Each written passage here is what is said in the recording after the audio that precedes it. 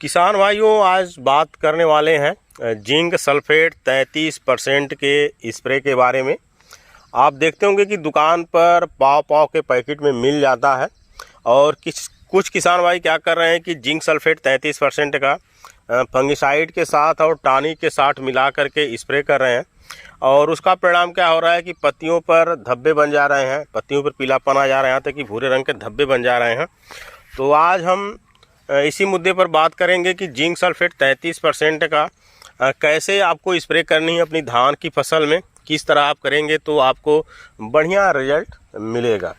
जैसा कि zinc sulphate 33% का रिजल्ट बहुत अच्छा मिलता है यदि अपनी धान की फसल में या स्प्रे करते हैं या हम यूरिया के में मिला करके छिट्टा लगा देते हैं। दोनों ही परिस्थितियों में हमें अच्छा रिजल्ट देखने को मिलता है। लेकिन यदि हम स्प्रे करने जा रहे हैं जिंक सल्फेट 33% का तो इसके साथ हमें यूरिया मिलाना ज़रूरी है। यदि हम यूरिया नहीं मिला रहे हैं तो हमें इसमें चूने का पानी मिलाना ज़रूरी होता है, क्योंकि जिंक सल्फेट 33% में अम्लीयता होती है। अम्लीयता को ख़त्म करने के लिए यूरिया का इस्तेमाल करना ज़रूरी है या चूने के पानी का इस्तेमाल करना ज़रूरी है। और प्रति एकड़ यदि आप जिंक सल्फेट 33% 1 किलो या आधा किलो ले लिए हैं तो इसमें आप क्या करिए कि 3 से 4 किलोग्राम आप यूरिया ले लीजिए प्रति एकड़ की दर से और दोनों को अच्छी तरह से 200 लीटर पानी में मिला करके आप स्प्रे करिए। तो इसका रिजल्ट आपको अच्छा मिलेगा, पत्तियों पर कोई धब्बा नहीं बनेगा, क्योंकि जब यूरिया आप उसमें मिला देंगे तो जिंक की जो अम्लीयता है वो ख़त्म हो जाएगी। वही मान लीजिए आप यूरिया नहीं देना चाहते हैं तो इसके साथ आप काम करिए कि 500 से 700 ग्राम आप चूना ले लीजिए और उसको रात भर भिगो दीजिए और उसको अच्छे से मिला करके छान करके जो है इसके साथ मिलाकर आप यूज करिए। तो चूने के पानी से भी जिंक सल्फेट 33% की अम्लीयता ख़त्म हो जाती है। और जिंक सल्फेट 33% का इस्तेमाल आप किसी भी फंगिसाइड के साथ मिला कर ना करिए, किसी टॉनिक के साथ सिंगल मिला के ना करिए। जब भी करिए तो यूरिया के साथ करिए या चूने के पानी के साथ मिलाकर करिए, तभी आपको इसका रिजल्ट अच्छा मिलेगा।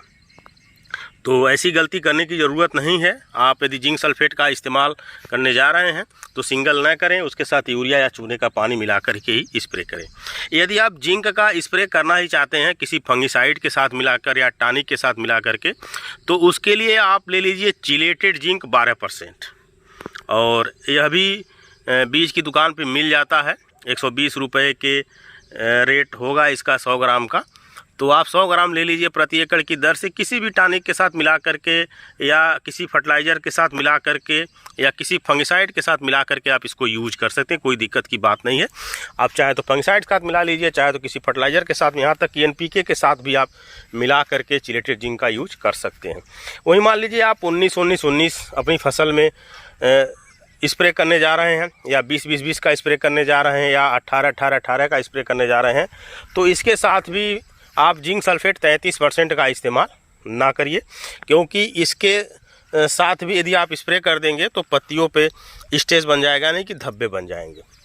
तो जब भी आप जिंक सल्फेट 33% का आप स्प्रे करिए अपनी धान की फसल में तो उसके साथ यूरिया या चूने का पानी मिलाकर ही करिए, नहीं तो कदापि ना करिए, उसका आपको बेनिफिट बढ़िया नहीं मिलेगा।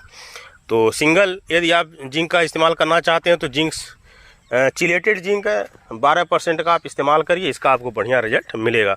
मान लीजिए आप बायोवीटा का स्प्रे करने जा रहे हैं या सागरिका का स्प्रे करने जा रहे हैं तो इसके साथ आप चिलेटेड जिंक 12% मिला लीजिए। वहीं मान लीजिए आप कोई टॉनिक इस्तेमाल करने जा रहे हैं तो इसके साथ आप चिलेटेड जिंक 12% मिला लीजिए। तो यह कुछ जानकारी थी जिसे जानना बहुत ज़रूरी है। कुछ किसान भाई गलती कर रहे थे और उससे क्या हो रहा था कि फसल को नुकसान हो रहा था। हालांकि फसल झुलस करके ख़त्म तो नहीं होगी, लेकिन पत्तियों पर धब्बे बनेंगी और फसल आपको बदरंग दिखेगी। कुछ दिन बाद आपकी फसल ज़रूर ठीक हो जाएगी, लेकिन जो रिजल्ट चाहिए वह आपको अच्छा रिजल्ट नहीं मिलेगा। तो यह ध्यान रखिए, जिंक सल्फेट 33% का स्प्रे करते समय रिजल्ट तो अच्छा मिलता है इसका, यदि आप यूरिया के साथ इसका इस्तेमाल कर देते हैं या चूने के पानी के साथ इस्तेमाल कर देते हैं। तो किसान भाइयों, जानकारी कैसी लगी कमेंट में ज़रूर बताइए। और फेसबुक पेज पर देख रहे हैं वीडियो तो पेज को फॉलो करिए, यूट्यूब पे देख रहे हैं तो चैनल को सब्सक्राइब करिए और अधिक से अधिक किसानों के पास इस वीडियो को शेयर ज़रूर करिए।